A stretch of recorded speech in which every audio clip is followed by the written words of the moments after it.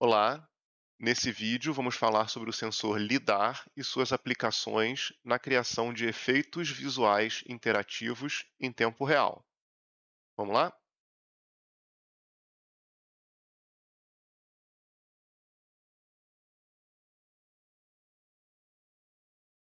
Vou começar visitando a página da Wikipedia em inglês sobre a tecnologia LiDAR.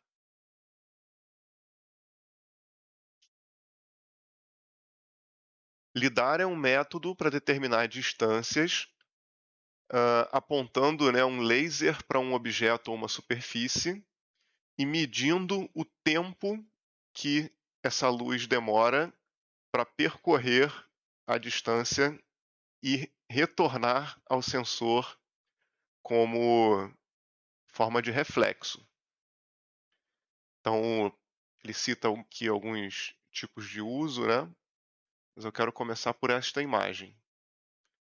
Então, aqui está o nosso sensor. Essa é a parte que emite a luz. A luz percorre uma distância, atinge o objeto ou a superfície alvo e retorna na forma de reflexo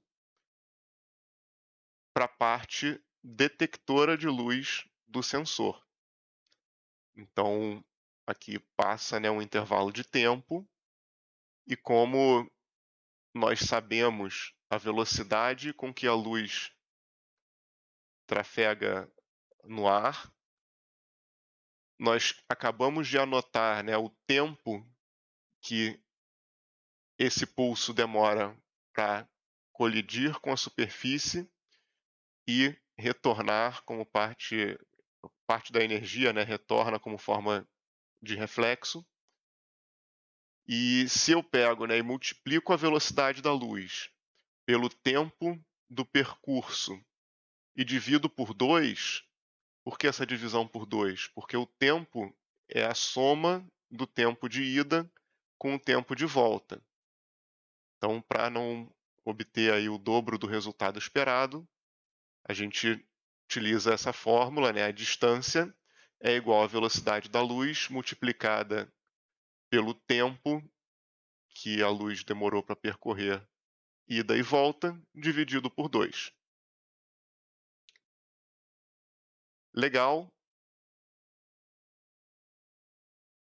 A próxima imagem que eu gostaria de destacar é essa aqui, que mostra de 3, digamos assim, pontos de vistas distintos, o funcionamento de um sensor LiDAR, do tipo que nós vamos utilizar para as aplicações interativas.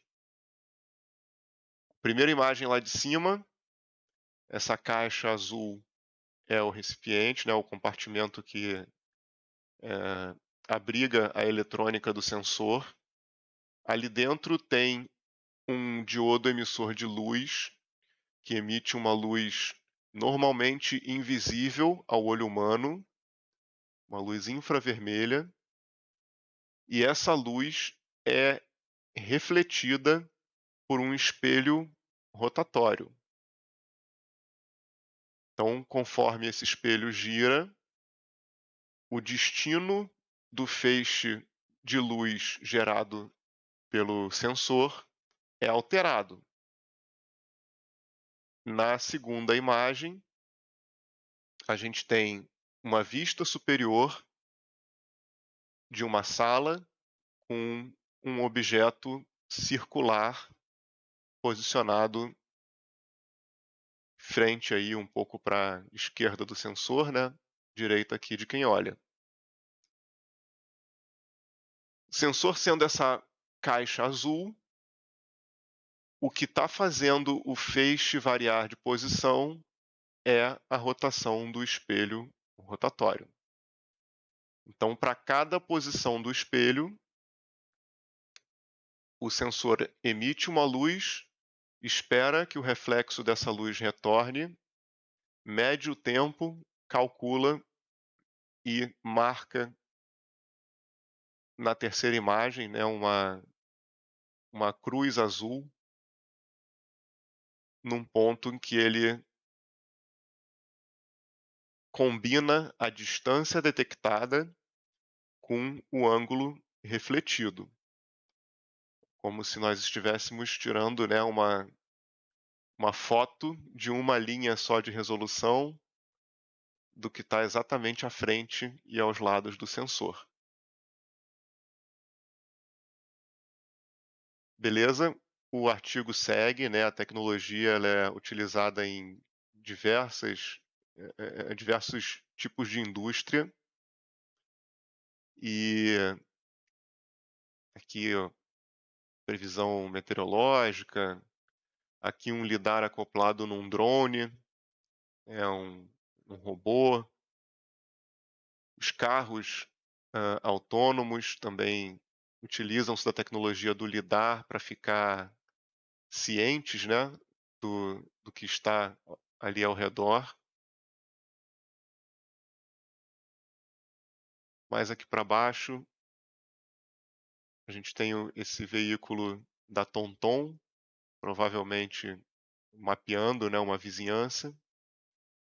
Aqui um exemplo do point cloud, a nuvem de pontos gerada por um lidar em cima de um carro. Então, cada pontinho desse aqui,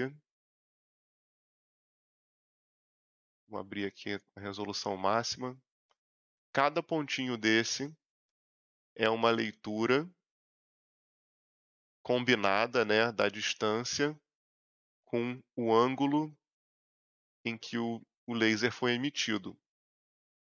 Nessa captura específica, o carro estava se movimentando. Então, uma terceira informação tinha que ser combinada com os dados colhidos para que a gente pudesse obter esse tipo de resultado.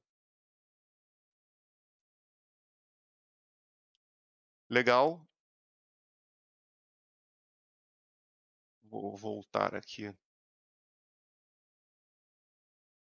para o artigo da Wikipedia, que termina citando, né, que a quarta geração do iPad Pro tem embutido nele um scanner do tipo LiDAR.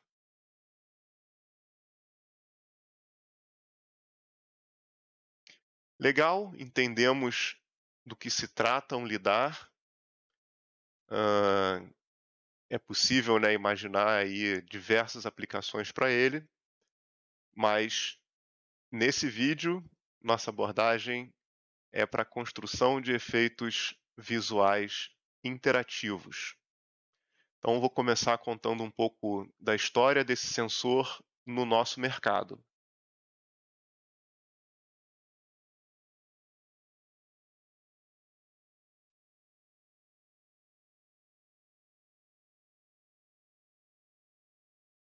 Esse cara aí que está na tela é o Radar Touch, um dispositivo desenvolvido pela Lang, uma empresa alemã de produção de eventos, e ele é o resultado da demanda de um cliente muito especial que pedia, né, por uma apresentação mais interativa do que as apresentações daquela época.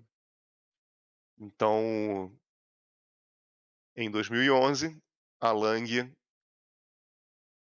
disponibilizou ao mercado de eventos esse sensor, e aqui nós temos uma primeira página que contém algumas informações muito importantes sobre ele.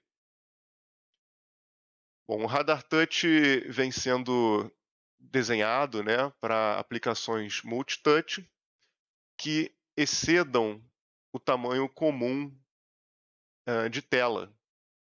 Então, existem diversas soluções, né, para você detectar um toque e utilizar para uma aplicação interativa quando a gente está falando de telas pequenas, né, dispositivos móveis, quiosques sensíveis ao toque. Mas quando a gente precisa sensorizar um palco inteiro ou toda uma sala ou diversas paredes, ainda não existia uma solução robusta, né, que pudesse ser usada, pudesse ser montada e configurada rapidamente, pudesse ser usada de fato pelo nosso mercado. Então,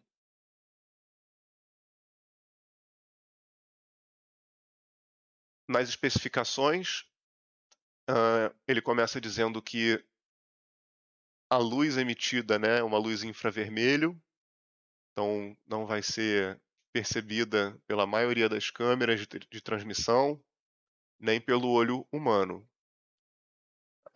O sistema permite múltiplos toques e no grupo imediatamente inferior aqui de informações, que trata sobre a resolução do sensor, né? Ele nos informa que o raio de sensorização é de 25 metros. Então, a largura final, né, do ambiente do espaço sensorizado por esse sensor tem 50 metros, né, 25 para cada lado. Na linha de baixo, a gente vê que o ângulo de abertura desse sensor é de 180 graus, que significa que onde eu posicionar ele, se eu ficar imediatamente atrás do sensor, teremos 90 graus para cada lado sendo varridos, no caso deste equipamento, né, 25 vezes por segundo ou a cada 40 milissegundos. Logo abaixo, algumas informações sobre consumo elétrico e o peso 2,3 quilos em 2011. Esse era o estado da arte na época e hoje em dia, né, é peça de museu, mas continua funcionando maravilhosamente bem. É um equipamento alemão, acredito que ainda vai funcionar por muitos anos. Aproveitar para dar uma passada rápida no manual do Radar Touch. Logo, a primeira página ali tem um índice, depois a gente se depara com uma lista do que vem junto com o kit. Primeiro, o sensor, uma fonte de alimentação com um cabo de extensão. A figura 3 mostra um cabo de rede, né, com uma ponta XLR 5 pinos e um rabicho, né, um pequeno adaptador aqui de 5 pinos para RJ45. Uma ponta vai no sensor, a outra vai no seu roteador, no seu switch de rede. Aqui na figura 4, um cabo RS232. Caso você queira fazer o controle do sensor, né, ou a extração dos dados de forma serial. Na figura 5, uma curiosidade, como era uma tecnologia nova, né, ainda não tão difundida quanto hoje, a Lang resolveu licenciar o software através de um dongle físico. Então, para usar o Radar Touch, você precisa ter um container com a licença da Lang.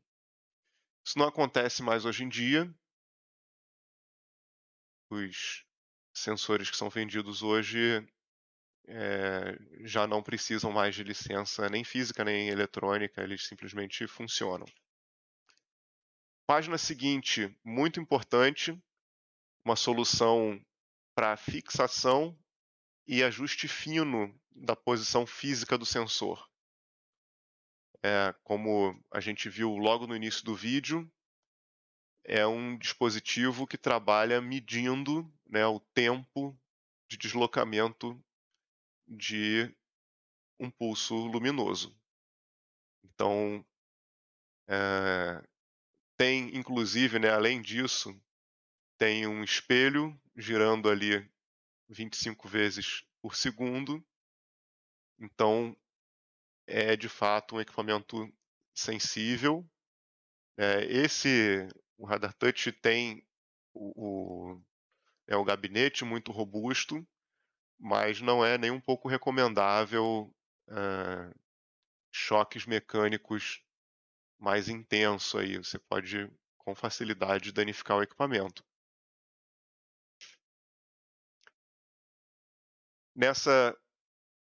Esse item número 2, né, até agora estávamos falando do que vem com o kit do Radar Touch.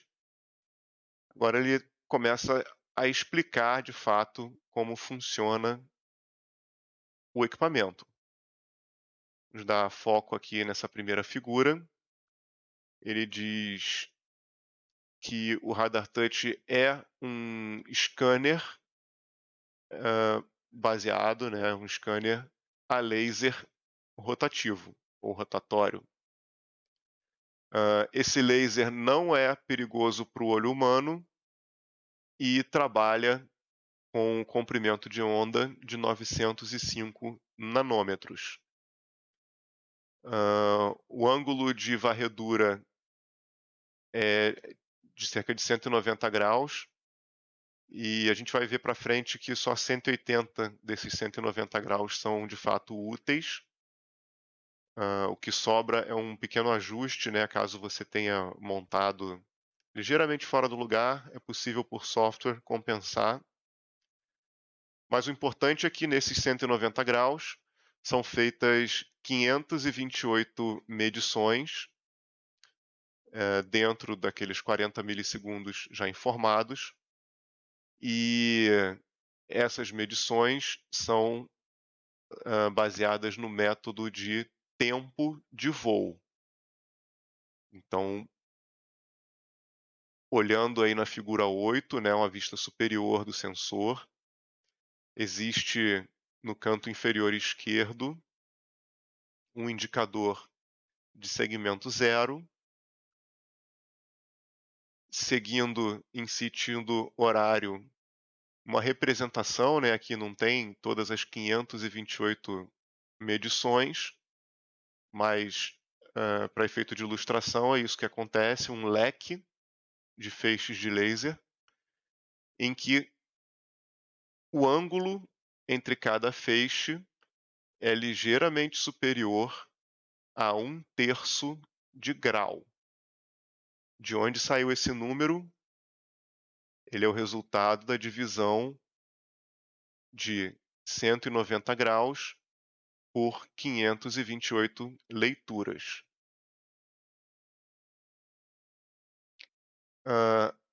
A área entre o primeiro e o último segmento é chamada de área de trabalho, né? A área útil do sensor, onde ele está de fato varrendo.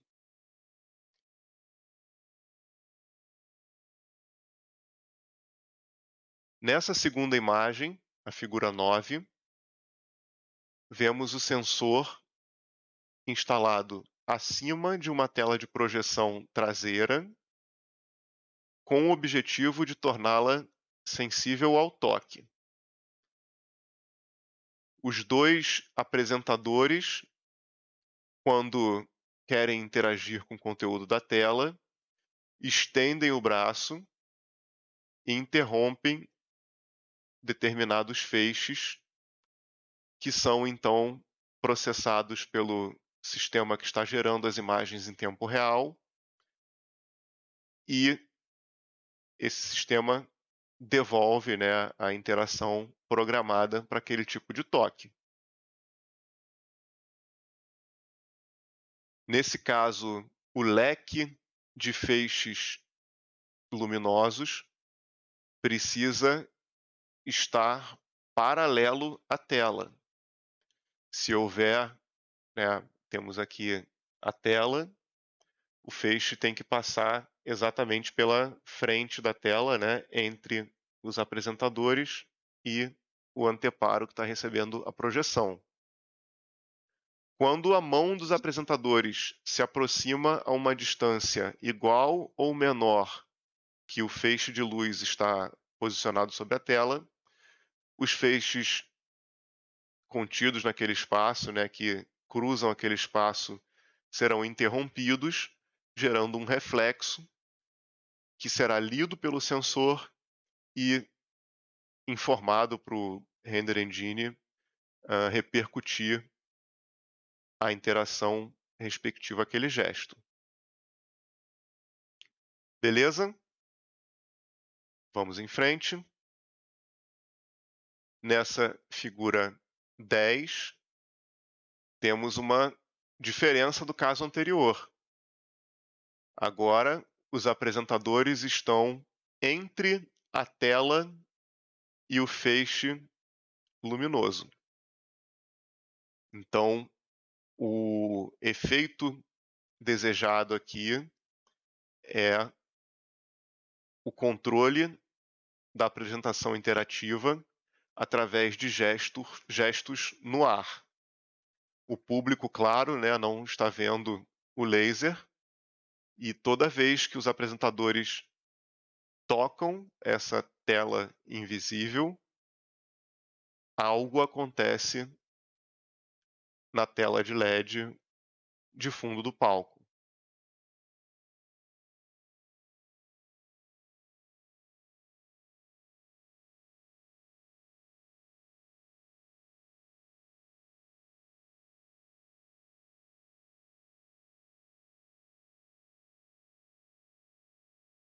Logo aqui embaixo, o manual diz que a distância máxima teórica para um obstáculo ser detectado é de 50 metros. Para que um obstáculo seja detectado com sucesso, alguns parâmetros precisam ser observados.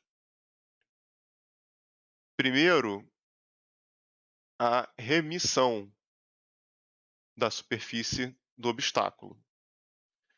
Ele ressalta que remissão não é igual a reflexo. Nesse caso, ela está descrevendo o quão difuso é o reflexo.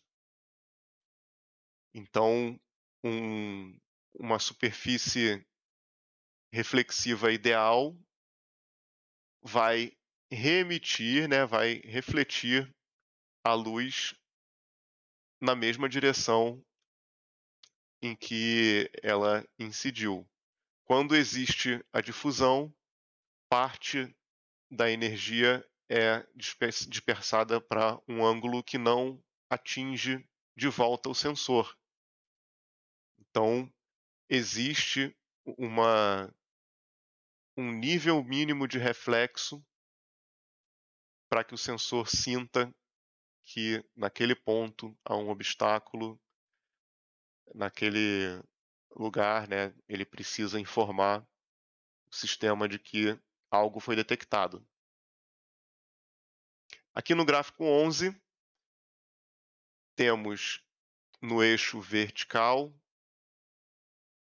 alguns tipos de material e sua, digamos, reflectância, sua capacidade de refletir a luz, e a distância no eixo horizontal, a distância em que o sensor é capaz de detectar aquele tipo de superfície.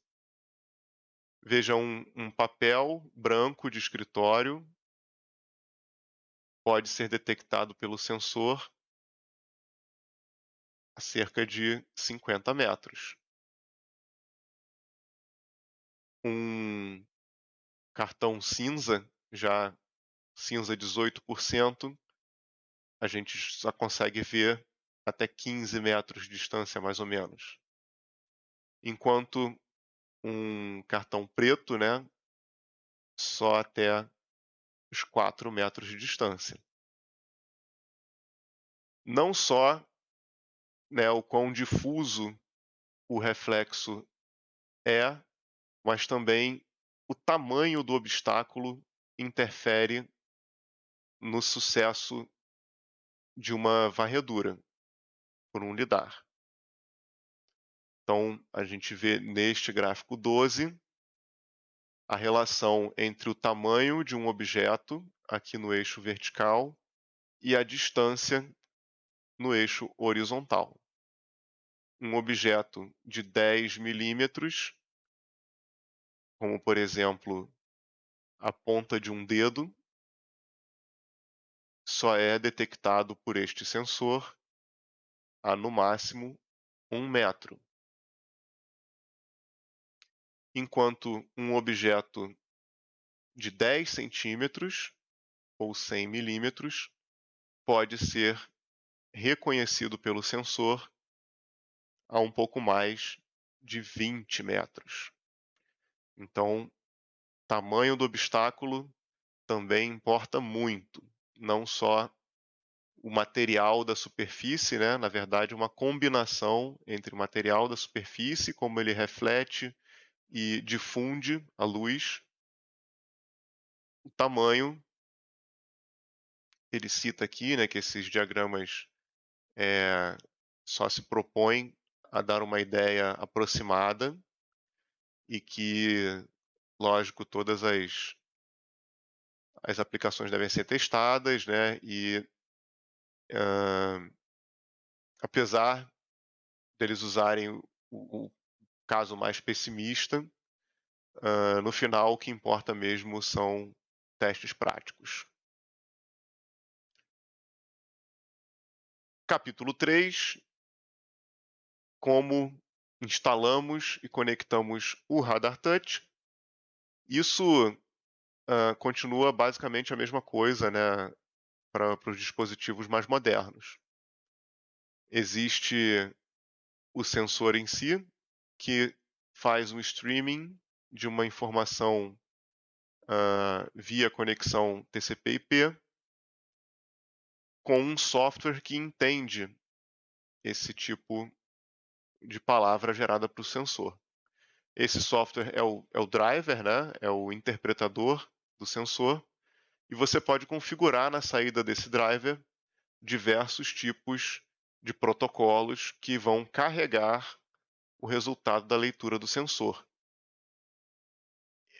O software não necessariamente precisa entregar isso para um computador só. Essa informação pode estar disponível e ser utilizada por mais de um destino que se interesse por ela. Em seguida, ele diz que o Radar Touch também pode ser usado no piso, né? Vimos ali em cima 2 exemplos de uso perpendicular ao piso, né? Mas ele também pode ser montado paralelo ao piso, com um feixe de laser paralelo ao piso. Ele fala aqui algumas coisas sobre o sistema de montagem, os parafusos para ajuste fino, como que os eixos se dispõem em cima dessa peça, e aqui um detalhamento da bitola dos parafusos e uma foto mostrando o sensor preso, né, conectado, montado em cima dessa base. Existe também um sistema mais simples, com menos possibilidades de ajuste. Aqui ele dá algumas instruções para instalar o driver, eu não vou passar por esse processo agora, estamos só conhecendo o primeiro lidar para eventos. E seguindo o manual, temos aqui alguns LEDs de diagnóstico, 3 deles de um lado do sensor, né, junto às conexões elétricas, e outros 5 LEDs de 3 cores diferentes na parte superior do sensor. Temos a função de cada LED. Lógico, cada dispositivo, né, tem o seu jeito de informar o status. E aqui a gente consegue ver a interface gráfica do driver, né, do software que interpreta a leitura do sensor e gera um fluxo de informações para o Render Engine. Então, basicamente, você precisa determinar uma área, dizendo, a partir do sensor, quantos metros, aqui no caso, quantos milímetros, de largura, quantos milímetros de altura. Se você deseja algum offset, né, hã, se você deseja deslocar vertical ou horizontalmente essa área de interesse, nesse caso também os valores são em milímetros. Logo abaixo, uma função que se propõe a amortecer a leitura do sensor, e nós vamos perceber para frente que quanto mais amortecido, né, mais suave parece o movimento, porém, hã, ele acaba tendo uma latência maior. Então, não existe, né, valor correto aqui para a função de suavizar a leitura. Cada aplicação vai ter o seu melhor valor. Logo abaixo, o zoom, né, a escala da janela de pré-visualização, e na última função, um ângulo de rotação, aqui uma rotação eletrônica, né? Se você posicionou o sensor ligeiramente inclinado para um lado, é possível eh, tirar essa diferença até um certo limite pequeno, ou você também pode espelhar, né, inverter horizontal ou inverter a área de leitura no eixo vertical.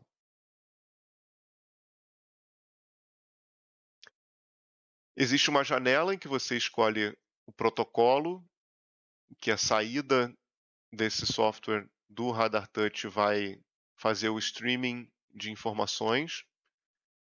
Caso a gente opte pelo TUIO, podemos colocar ali a porta OSC e o endereço de IP. No caso, a gente só pode trocar a parte que está fora da máscara de rede, né? Aqui nessa ilustração, o IP final 11 está sendo utilizado como destino das mensagens TUIO. A área de preview é uma janela que plota, né, que a cada leitura do sensor desenha para o operador a área ou as áreas, né, de interesse, e também existe uma aplicação que nos ajuda a detectar cada um dos toques. Então, esse essa visão é importante para ver se a gente está cobrindo de fato a área correta. É importante para alinhar o sensor, colocar ele na posição que a gente deseja, e para também monitorar durante a execução da aplicação interativa como que está sendo, né, a detecção de toques. Aqui a aplicação de pré-visualização. Existe também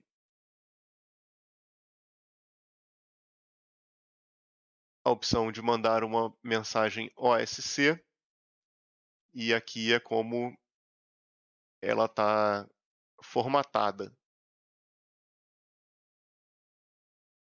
Não vamos entrar em detalhes aqui. Existe um arquivo XML que carrega todos os parâmetros preenchidos ali com o software. Você pode visualizar, né, e alterar com facilidade. Aqui ele detalha cada função, ensina a trocar o IP do computador.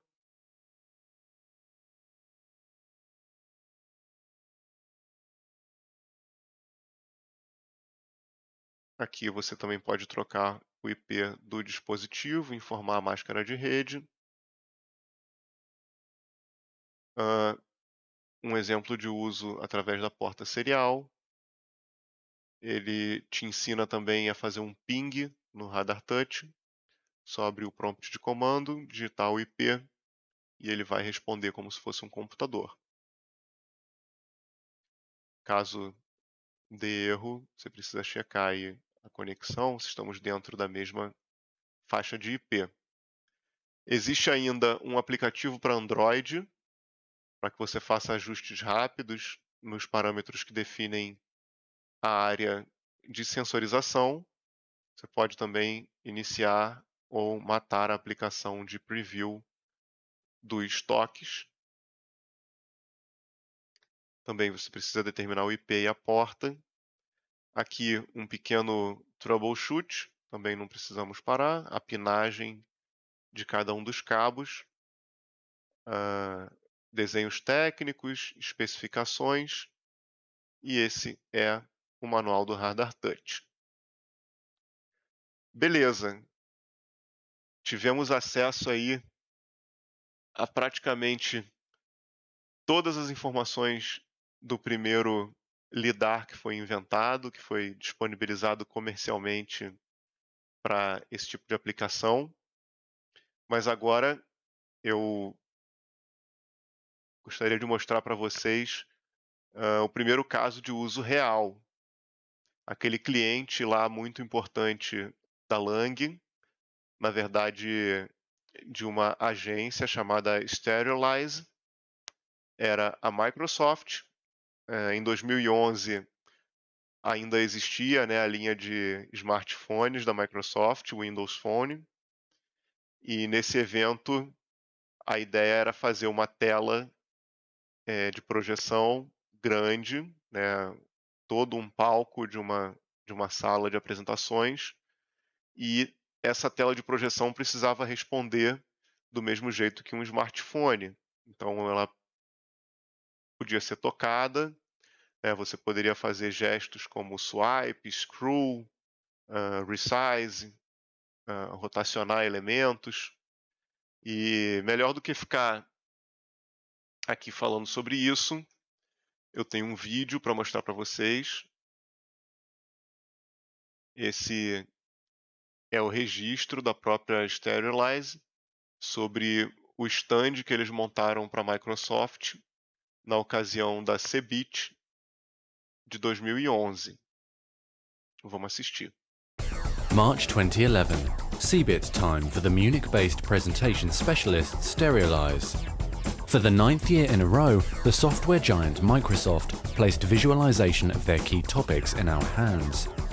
Comprehensive services in and around the cloud were a central subject at the largest and most important computer fair in the world. Stereolyze was commissioned with the creation, design and technical implementation of the presentation content in the so-called cinema on the Microsoft booth. In 11 presentations, the complex messages about innovative technologies, solutions and new product developments were prepared in a simple and clear way for the general public. Once again, we wanted to exceed the existing expectations of presentation. Our aim was to inform and captivate the visitors through modern aesthetics, images and design. Inspired by the user interface of Windows Phone 7, we came up with the idea of the presentation display resembling a window into an endless space of information, the window into the cloud. The giant cinema screen symbolized the window into the cloud and served at the same time as the touchscreen. Design and functionalities of the Windows Phone 7 were taken up and adapted. Look and feel, as well as usability of the Windows Phone 7 was applied to the cinema.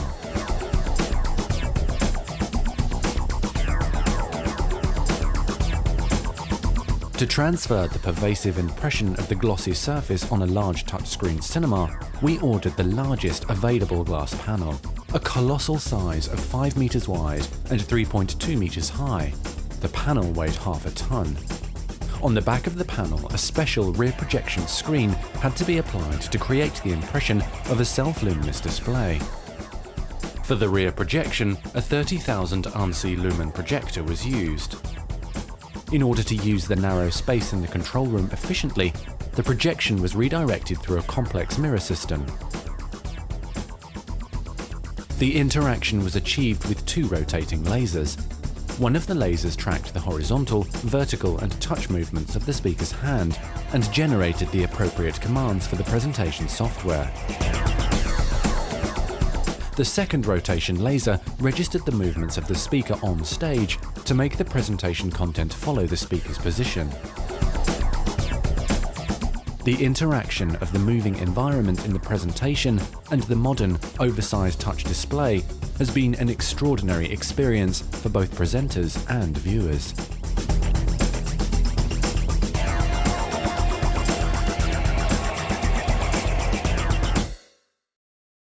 Muito legal. Esse evento da Microsoft utilizou 2 lidars, um bem rente à tela, né, com um leque de feixes passando a alguns centímetros da tela, que pretendia, né, pegar o toque dos apresentadores na tela, e um outro um pouco mais afastado, cerca de 1,5 m, que se propunha a rastrear a posição do apresentador no palco e fazer com que os elementos da apresentação estivessem sempre próximos a ele. Então, não só é uma tela que responde ao toque, mas que também mantém os elementos tocáveis sempre ao alcance do apresentador. Foi uma grande inovação para a época. Se você puder voltar e assistir novamente aquela parte que detalha a posição dos sensores e a função de cada um deles, depois assiste os vídeos, as partes do vídeo que mostram os elementos seguindo o apresentador e se imagina vendo isso em 2011. De fato, fez muita diferença na apresentação. A Microsoft deve ter ficado muito feliz com o que foi entregue para ela, tanto que na ocasião seguinte, agora Microsoft 2012,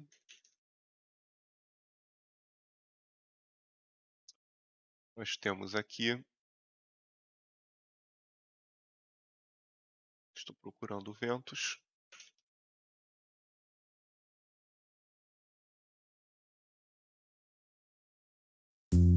aqui. Microsoft asked us to support them at their CeBIT appearance in 2012. They wanted a revolutionary presentation concept for their all-new exhibition booth. Consumers and IT pros should all meet in one place, the center of the booth, and be entertained while learning about the huge range of Microsoft products and services. Our solution? A huge and comfortable center stage provided entertaining communication. The cozy lounge area, where the host welcomed presenters and guests, brought a completely new and modern aura to what was happening on stage. Presentations were enriched by talks and interviews between host and his visitors on the center stage. For a vivid live show feeling, a 3-person live band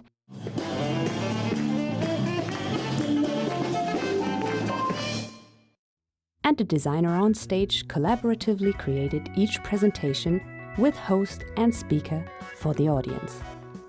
We called that Presentainment. As a media backdrop and a presentation tool where every form of communication could come together, we invented the world's biggest digital whiteboard. This extraordinary digital whiteboard is a 3-layer concept based on a 14 by 4 meter LED screen. The main layer showed real-time presentations on different Microsoft topics.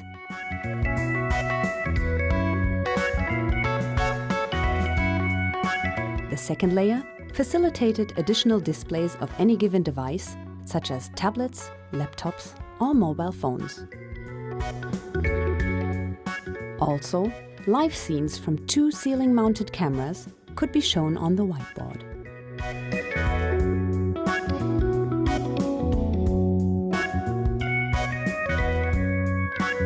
top layer showed graphics painted in real time by a designer live on stage to enhance and underline key aspects of the presented subjects. The entire digital whiteboard was made interactive and became a huge touchscreen. This helped to upgrade each presentation and make presenting easier and a lot more fun for the speakers. A full-time web stream with live chat opened the center stage to consumers worldwide. More than 5 hours of sophisticated animated real-time graphics helped to visualize 15 different themes for 21 speakers and could be displayed on demand.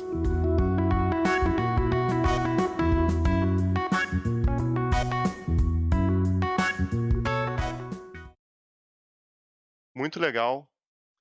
Em 2012, a Microsoft cresceu a tela, adicionou mais camadas, manteve o lidar para que a tela fosse sensível ao toque. E acho que é isso o que nós temos para mostrar da história do sensor. Daí para frente foi usado em diversos outros eventos. E hoje em dia, 11 anos depois, se você me pergunta, mas onde eu compro? Dá para comprar? Eu acho que ainda dá para comprar o Radar Touch. Ele não foi atualizado ao longo do tempo. E nesse momento, se eu fosse te sugerir um lidar para interatividade, seria dessa empresa aqui que está na tela, ó. Rokuyo, empresa japonesa, tecnologia de ponta. Vamos dar uma olhada rápida aqui no quem somos nós. Rokuyo, uma empresa de Osaka, fundada em 1946 e que tem, né, a sua área de atuação, automação, sensores fotoelétricos, portas automáticas e uma série de sistemas de automação para fábricas e vários processos de produção.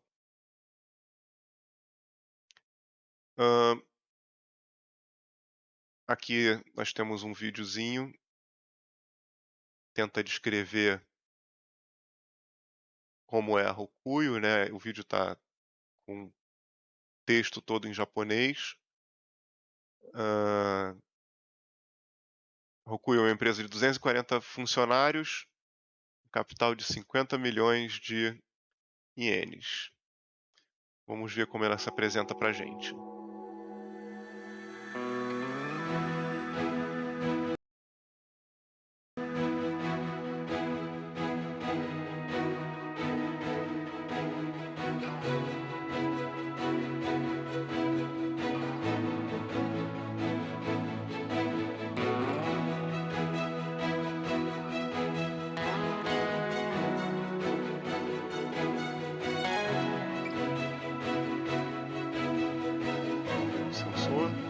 Parece uma área de produção. Mais um sensor, provavelmente sendo testado. Acho que esse texto diz que ela foi fundada em 1946. Aí os robôs, né, autônomos, que utilizam unidades para detectar um ambiente em volta, braços mecânicos, material portuário, transporte público, automação de rodovias, de volta à linha de montagem.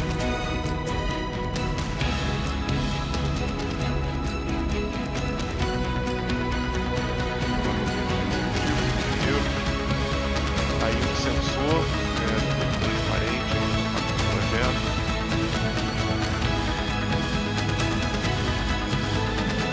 Fabricação do sensor.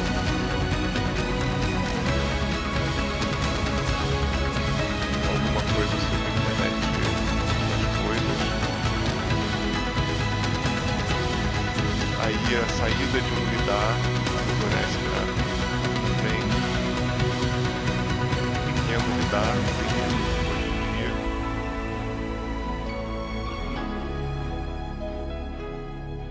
essa é como a Rokuyo se apresenta.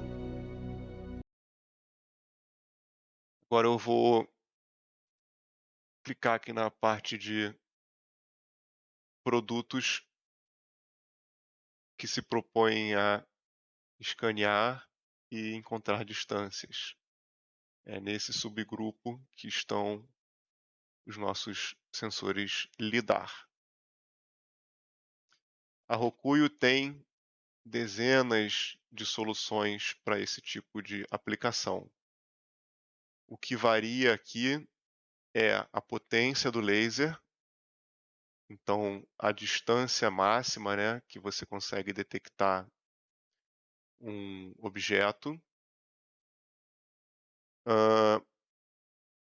A resolução também varia bastante entre todos esses modelos.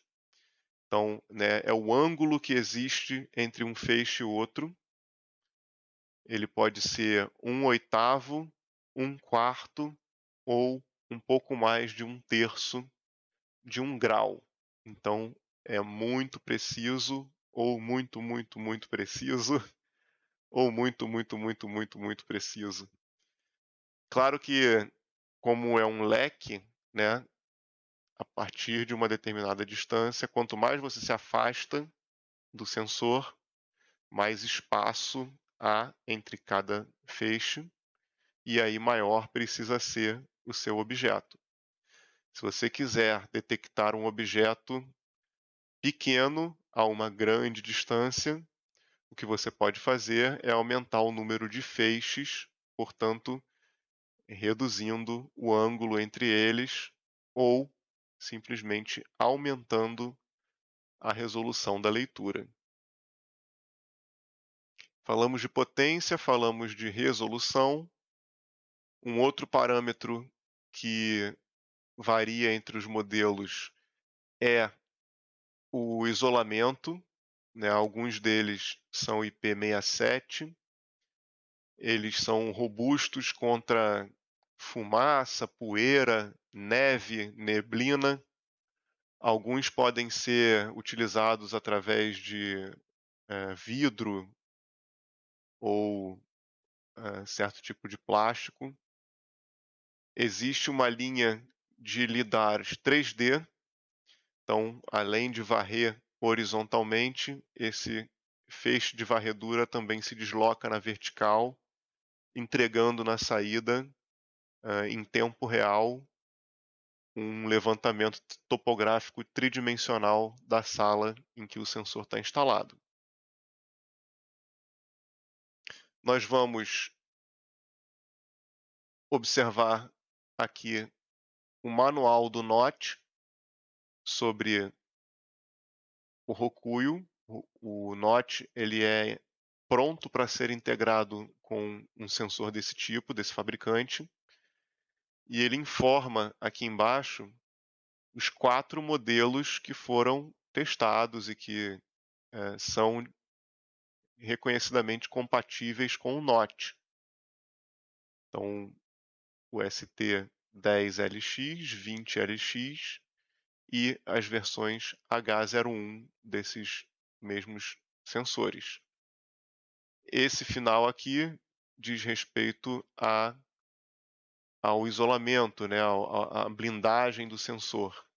Então, os últimos 2 podem ser usados em ambientes externos. Esses primeiros são desenhados para uso interno.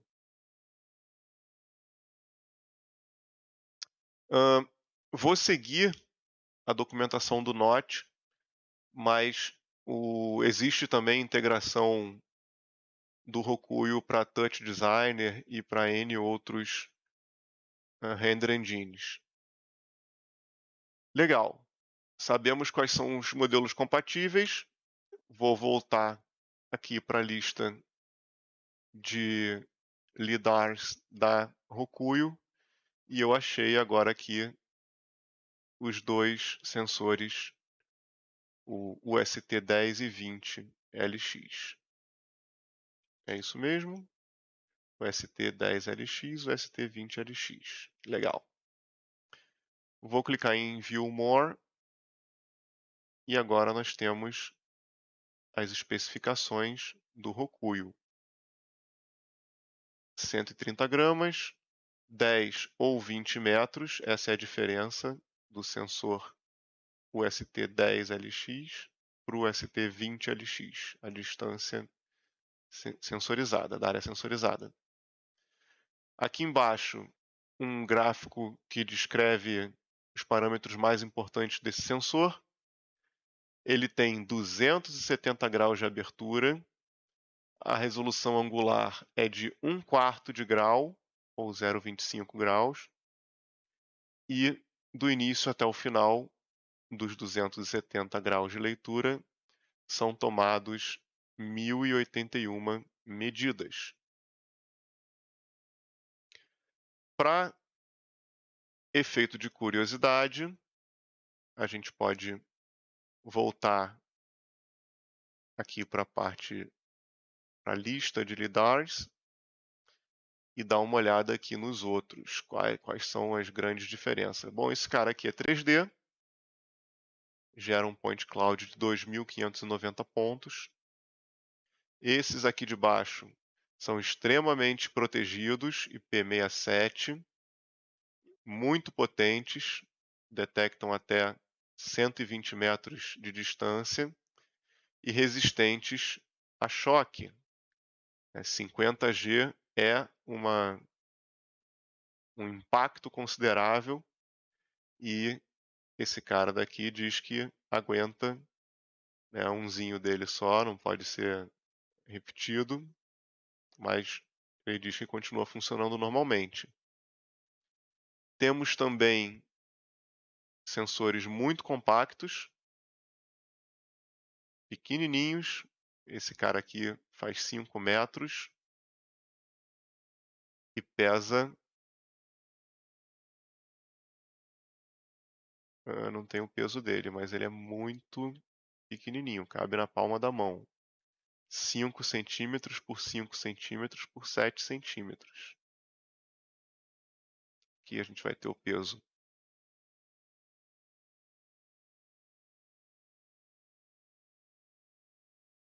130 gramas. Voltando para a lista, quero destacar também o ST30, é o menor modelo outdoor com esse range. O UTM30LX outdoor, muito protegido e que se propõe a vencer a luz do sol. Desde que o sol não esteja incidindo diretamente aqui na lente, ele consegue mandar uma luz mais forte do que a luz do sol e detectar seu reflexo. Esse cara daqui, o TM30LX FEW, ele varre toda a sua área em 10 milissegundos, que significa uma taxa de atualização de 100 Hz. Muito boa. Para agora, os equipamentos que foram desenhados para resistirem a chuva, neve e neblina. Eles têm essa cara. Então as opções são muitas, cada projeto vai ter o lidar correto para ser aplicado e nós vamos partir aqui desses que o NOT recomenda e agora eu vou seguir na documentação do NOT. Tem algumas observações aqui muito importantes. Primeiro ele começa apresentando o Node. A proposta do Node é criar um array de pontos baseado nos pontos detectados pelo Rokuyo.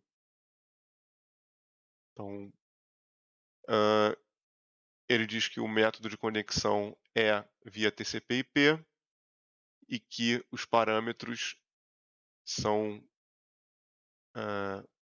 informados ao NOT na parte de mockup ou camera tracking. Legal.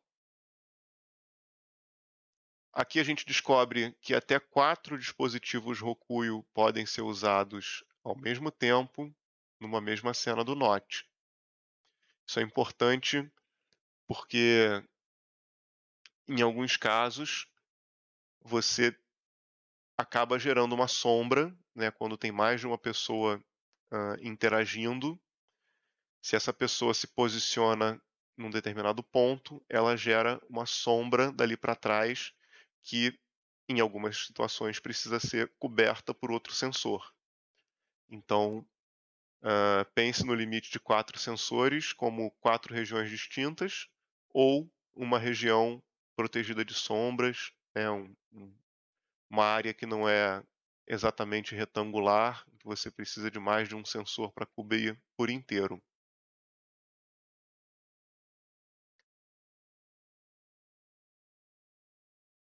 Voltando para a documentação, ele te avisa numa caixinha vermelha que você precisa de uma licença profissional para usar o Note com o Rokuyo. Sobre o Rokuyo, mais uma informação importante, ele funciona numa rede 100 megabits por segundo. Aqui embaixo ele ressalta, olha, esse dispositivo usa uma rede base 100. Algumas placas mais modernas só suportam gigabit ou 10 gigabit. Se a sua placa de rede não é capaz de fazer uma rede 100 megabit por segundo, você não será capaz de usar o Rokuyo nesta interface. Se você só tem uma placa de rede on-board e ela é gigabit ou 10 gigabit, um jeito fácil de resolver esse problema é adicionando uma nova interface de rede, que pode ser USB 3, né, tanto USB-A como USB-C. Pode ser uma placa interna, PCI Express, pode ser um dock Thunderbolt, qualquer placa de rede extra capaz de lidar com terminais 100 megabit vai ler sem problema, vai conseguir se comunicar com o Rokuyo. Outro lembrete importante, o Rokuyo vem sem fonte. Você precisa comprar localmente a fonte. Aqui embaixo temos um link para uma delas, que é Meanwell, né? Ela está disponível em todo o mundo. Passei despercebido aqui pelo Centec, que é uma solução praticamente idêntica, né, ao software do Radar Touch, mas desenvolvido para o Rokuyo. Então você tem uma visão superior da área sensorizada. Você pode fazer um log, né, de eventos, acontecimentos aí. Você pode inclusive registrar a intensidade com que cada pulso de luz voltou em cada leitura. É muito bom para debug, né, para você otimizar aí a sua aplicação interativa. Aqui a mesma coisa.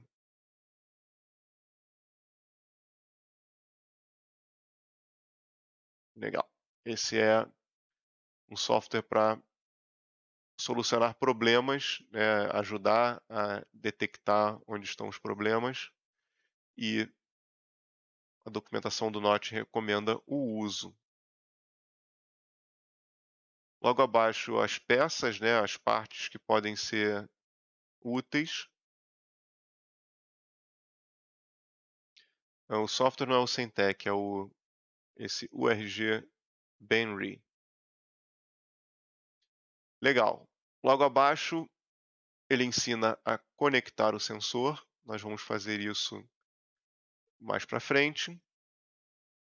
Ele diz que o sensor só vai aceitar uma conexão por vez. Veja, diferente do Radar Touch, o Rokuyo só permite uma conexão ponto a ponto. Somente um PC ou uma cena standalone ou um bloco, né? Ou outro qualquer software pode falar com o sensor de cada vez. Aqui o Note fala sobre a orientação do sensor e como ele plota, né, como ele exibe no monitor de render a informação que está sendo lida. Aqui o comportamento do sensor quando alguém está pisando, né, está tocando a área detectada.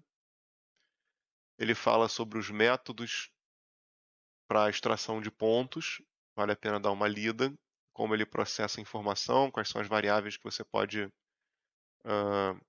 alterar aqui.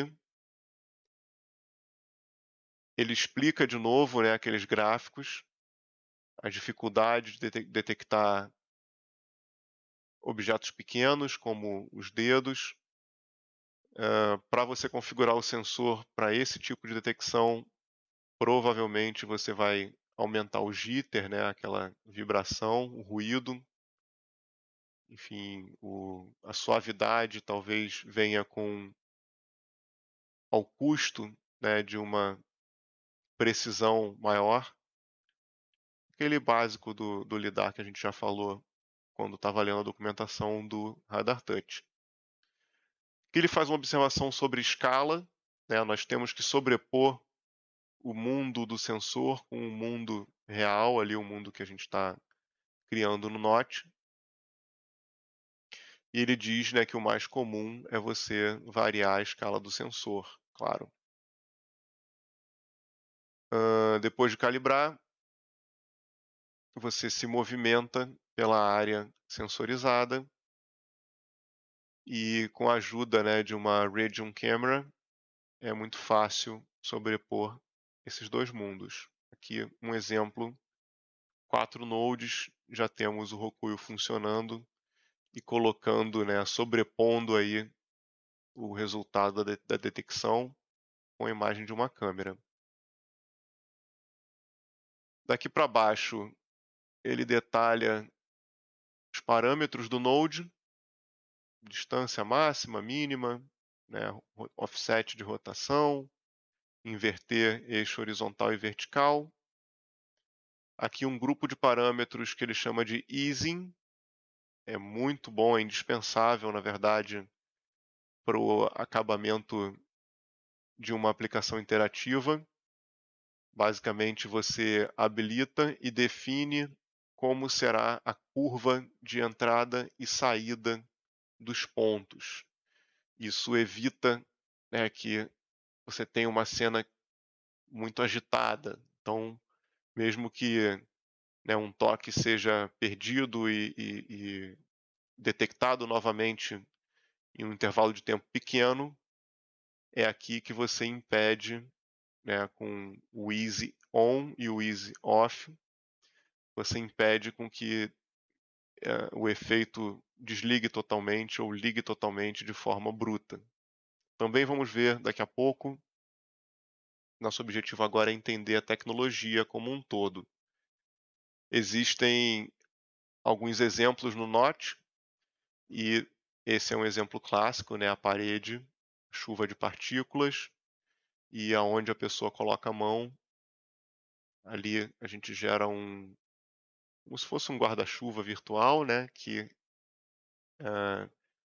colide com as partículas, desvia elas daquela posição e gera esse efeito bonito. Beleza? O que eu gostaria de mostrar agora para vocês é uma revisão do que nós vimos.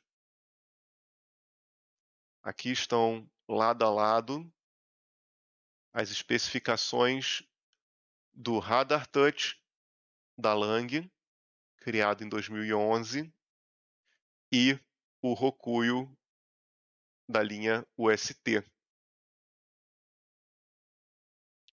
Veja, 25 metros para cada lado, 50 metros no total, 180 graus de largura, 25 scans por segundo, 40 milissegundos por varredura. Já o Rokuyo, pesando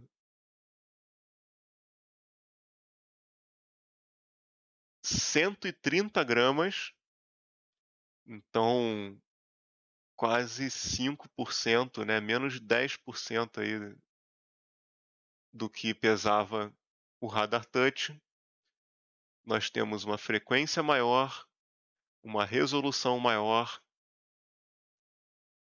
um ângulo maior, e aqui ele só está perdendo mesmo, né, na distância, na potência, porque é um dispositivo de dimensões pequenas. Mas por muito menos do que era necessário investir em 2011, você consegue comprar hoje um sensor muito mais capaz do que esse, talvez não tão robusto, mas com muito mais chance de uso em aplicações interativas. Ok? Fechar essas telas e vou terminar a nossa apresentação de hoje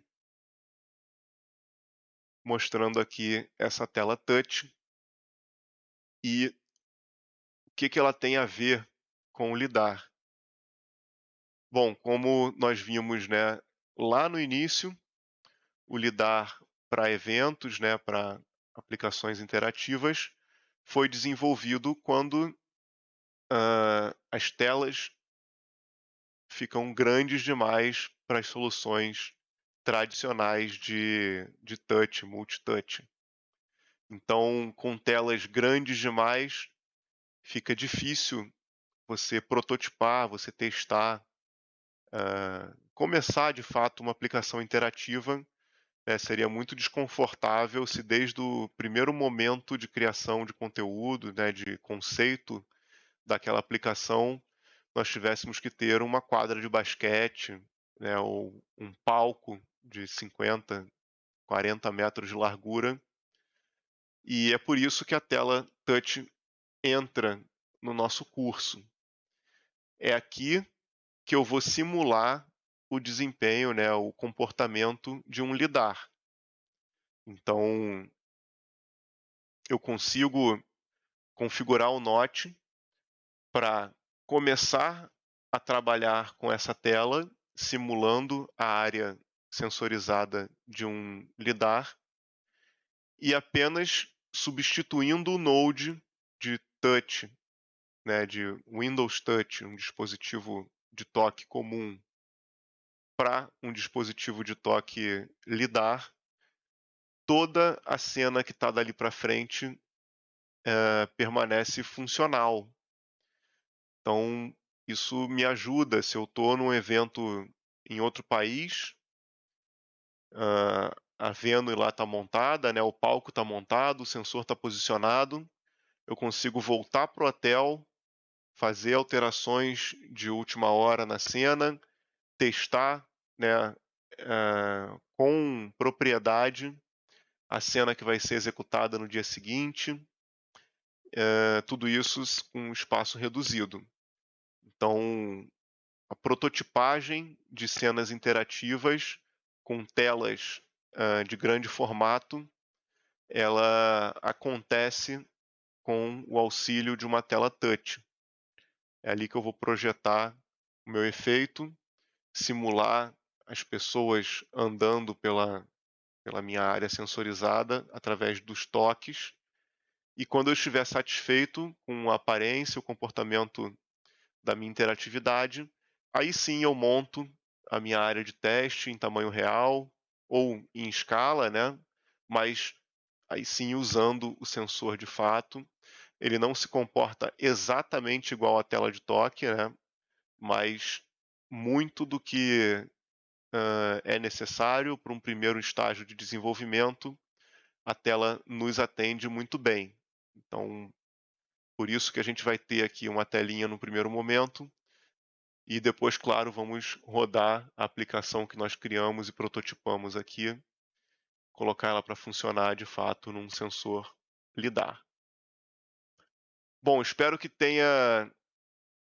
eu tenha trazido uma série de informações novas, talvez algumas você já conheça, e nós vamos ficar por aqui por enquanto. No próximo vídeo sobre LiDAR, nós já integraremos o sensor com o software, faremos um teste de conexão. Em seguida, criaremos uma cena interativa simples, utilizando a tela touch. Fazemos todos os testes e, quando estivermos satisfeitos, vamos voltar para o sensor e botá-la para funcionar. Beleza? Muito obrigado por assistir e até logo.